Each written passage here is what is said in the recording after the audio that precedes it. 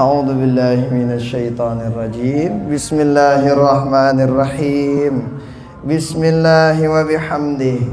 Assalamualaikum warahmatullahi wabarakatuh. Alhamdulillahi wahdah, wassalatu wassalamu ala man la nabiyya ba'dah.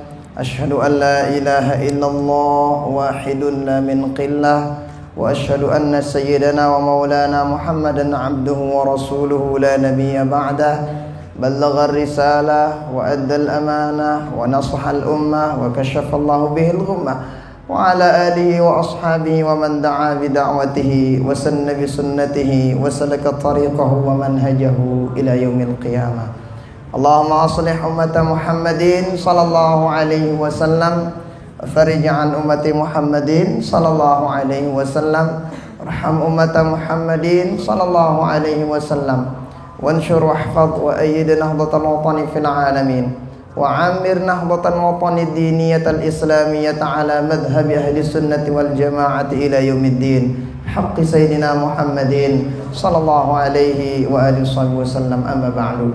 Yang sama-sama kita muliakan, yang kita hormati Bapak Amidul Ma'had, segenap para masyayikh kita, kemudian senior kita Kak Badri, Bang Abad, kemudian rekan-rekan tim wasiat, tim hadrah, kemudian peserta seleksi, rahimani wa rahimakumullah wa hafizakumullah. Alhamdulillah wa syukurulillah, kita bersyukur pada Allah Ta'ala pada jam yang penuh dengan ngantuk ini. Mulai jam ngantuk ini kan, jam ngantuk nih. Tapi Masya Allah, Allah izinkan kita untuk ngantuknya ditunda dulu lah, supaya hadir dalam salah satu rangkaian acara yang ini juga salah satu yang luar biasa. Kenapa? Karena tuh saya pernah dengar bahwa dulu Al-Maghfurlah Maulana Syekh kalau menghadiri undangan pengajian, seandainya beliau mendadak nggak bisa hadir, maka apa kata beliau? Seandainya cukup baca wasiat ini dapat. Nih suruh nanti wasiat, ngebaca wasiat pakai kasidahnya. Itu dijadikan sebagai apa tuh? Pengajian wasiat sina, mau baca wasiat sina.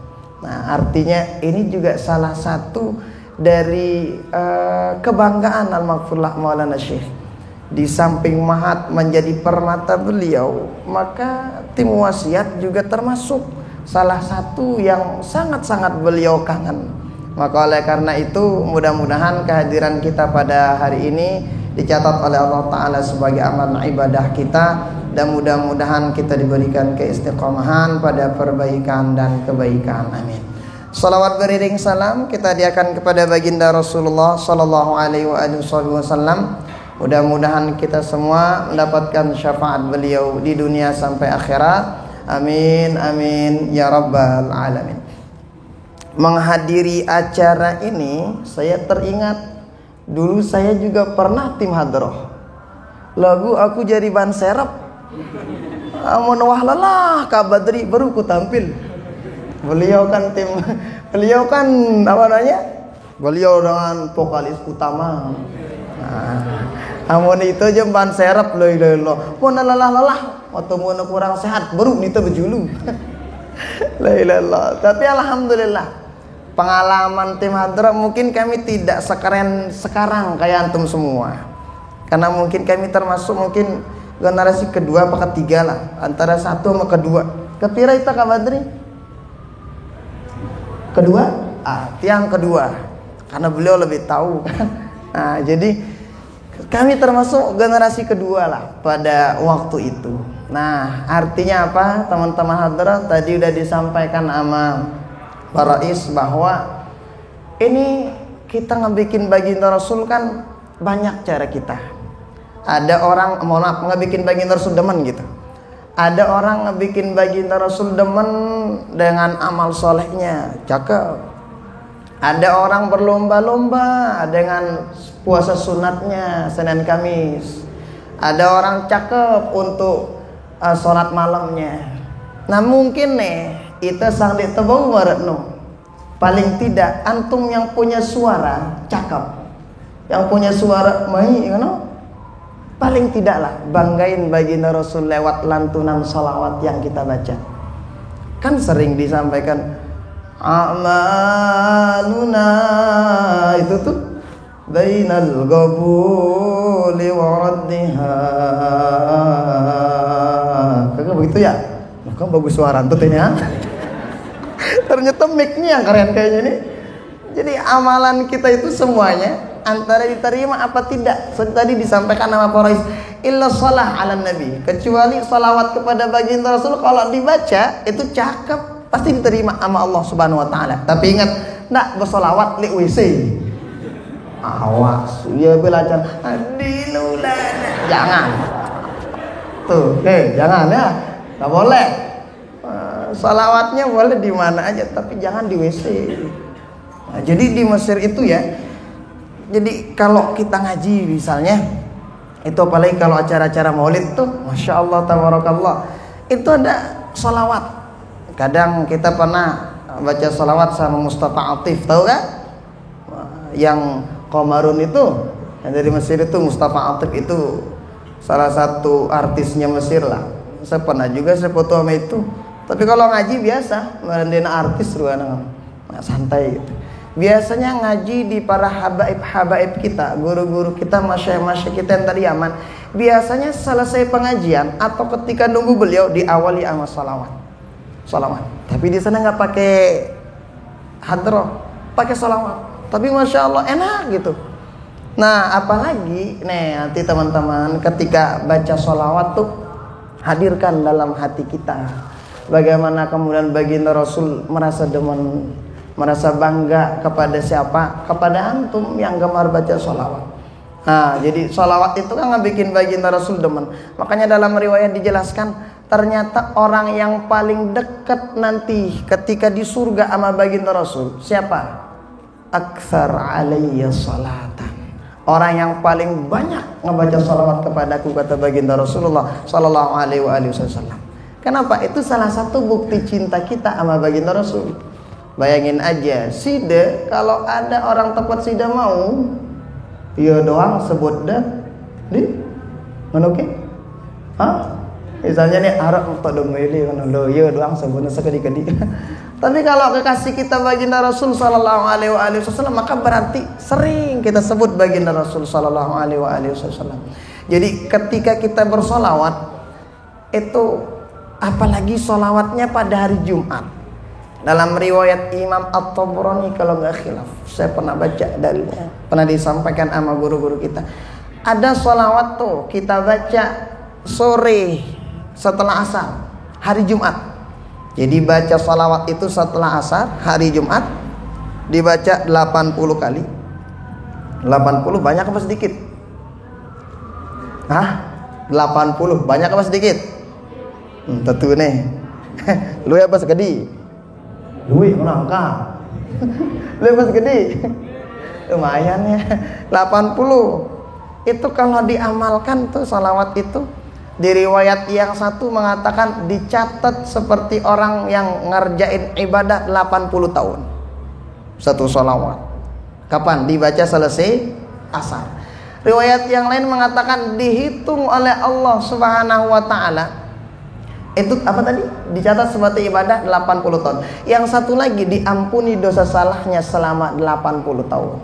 Apa bunyi salawatnya? Allahumma salli ala Sayyidina Muhammadin abdika wa rasulika nabiyil ummi wa ala alihi wa sahbihi wa sallim taslima. Hafal sudah pendek? Tuh baca tuh selesai asar setiap Jumat. Bayangin kalau diampuni dosa salah 1 bulan dibaca 4 kali, 80 kali 4, segitu tahun dihitung ibadah sama Allah Subhanahu wa taala. Itu berkat apa? Berkat salawat. Makanya antum nih tim hadrah, masya Allah, perbanyakin salawat itu. Nah, jadi itu bagi antum tim hadrah. Maka oleh karena itu kita nih dimahatkan, masya Allah tabarakallah. Apa yang antum lakukan, mulai dari baca kitab, mulai dari ngaji, mulai dari salawatan, dari baca wasiat, ternyata semua itu tidak ada yang sia-sia. Nggak ada yang sia-sia. Di antinya baca salawat, lancarin salawatnya. Tapi seperti yang tadi, tetap perbaiki niatnya. Makanya saya pernah tuh, Bapak Hamid sering bilang gitu. Apa kata beliau? Maka nalillah fahuwa muttasil, wa maka nali ghairillah fahuwa munfasil. Kalau ada perkara yang kita lakuin karena Allah, ntar Allah Ta'ala yang ngatur perkara itu supaya terus kita bisa lakuin. Tapi ingat, satu, harus karena Allah. Nah, ndak niat dem salawat enggak cewek. Awas udah. Sekalipun ada emang yang orang masuk hatinya gitu. Pengen gitu ketika ngelihat orang yang keren suaranya, ya biarin. Itu bonus. Bonus. Munda mau lagu. Kalau enggak ya enggak apa-apa. Tapi kita udah nggak bikin Rasul bangga. Nah, jadi nanti siap-siap kalau bulan Maulid, ini udah dekat bulan Maulid kan. Biasanya tuh loh, tanya Kak Badri tuh Bang Abad banyak undangan. Pernah ke Dayan Gunung, woi macam kesembalun lah luar biasa. Jadi berkat sholawat itu. Coba kalau saya nggak masuk itu kayaknya nggak bisa. Kenapa? Mbeku bajik narangan alaku malik. Tapi berkat sholawat itu masya Allah. Jadi itu bonus-bonus ketika kita udah perbaiki niat dengan baik. Nah kemudian itu rekan-rekan semuanya. Berikutnya untuk tim wasiat. Jadi ketika ngabaca tim wasiat itu salah satu cara kita berdakwah. Itu salah satu kenapa butiran-butiran wasiat yang ditulis Al-Mahfuzlah Maulana Syekh. Itu kan bukan bahasa-bahasa yang ini. Tapi coba lihat, ada banyak hikmah yang pantas dan kita ambil dari wasiat-wasiat tersebut. Nah maka ini antum masuk litbang, nih litbang kan anak-anak. Nah, masuk hadrah, masuk wasiat. Ini jalan dakwah antum. Ya jalan dakwah. Ada teman kita cakep kitabnya, itu jalan dakwahnya cakep kitabnya. Ada teman kita keren tulisannya kaligrafinya, itu jalan dakwahnya. Nah, antum yang suaranya cakep, enak didengar gitu. Badaka analanya suara temilu bedeng-bedeng. Dakan mau belek no suara ente ikut aja. Gak apa-apa, nanti kan diseleksi juga kan. Nah, jadi antum nih di sini lewat jalan dakwah antum. Yang bisa misalnya yang lain kadang ada ya desain atau apa gitu, kadang di sana bakatnya teman-teman kita, di sana lewat dakwahnya. Nah, makanya saya pernah baca tuh ada seorang kiai bilangnya, mau jadi apapun kita, jadikan apa yang kita niatkan itu sebagai ladang dakwahnya kita. Antum misalnya sebagai tim wasiat nih perempuan, nah yang banat, maka jadikan ini ladang wasiat ini sebagai ladang dakwah antum. Nih yang demen salawat ini sebagai ladang dakwahnya sih deh. Nah ini ladang dakwahnya kita. Coba aja antum perhatikannya bagaimana Al-Mahfuzlah Maulana Syekh, masya Allah. Selain enak untuk kita lantunkan, ternyata bahasa masya Allah lah, hikmah untain hikmah itu ternyata ada dalam wasiat itu. Nah jadi nggak semua orang bisa untuk menafsirkan wasiat itu. Nah jadi itu tuh luar biasanya. Jadi kalau antum tahu ya apa yang dikarang sama guru kita Al-Mahfuzlah Maulana Syekh berupa wasiat, berupa hizib. Ini hizib ini pernah dulu kami baca di Mesir. Ketika kami baca di Mesir, Syekh kalau nggak salah Syekh Ala Mustafa Naimah, beliau itu ternyata kami baca di Alexandria. Ketika kita baca hizib itu, selesai hiziban apa kata beliau? Siapa yang ngarang? Kata beliau. Saya ngarang ini. Kenapa? Apa kata beliau? Siapa yang ngarang nih? Oh ini yang ngarang guru kami. Siapa namanya? Syekh Muhammad Zainuddin Abdul Majid. Ditanya siapa gurunya? Kita sebut guru beliau.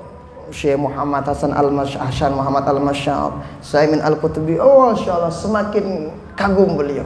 Tahu nggak katanya? Beruntung kalian dikarangin oleh guru kalian. Nih hizib seperti ini. Beruntung.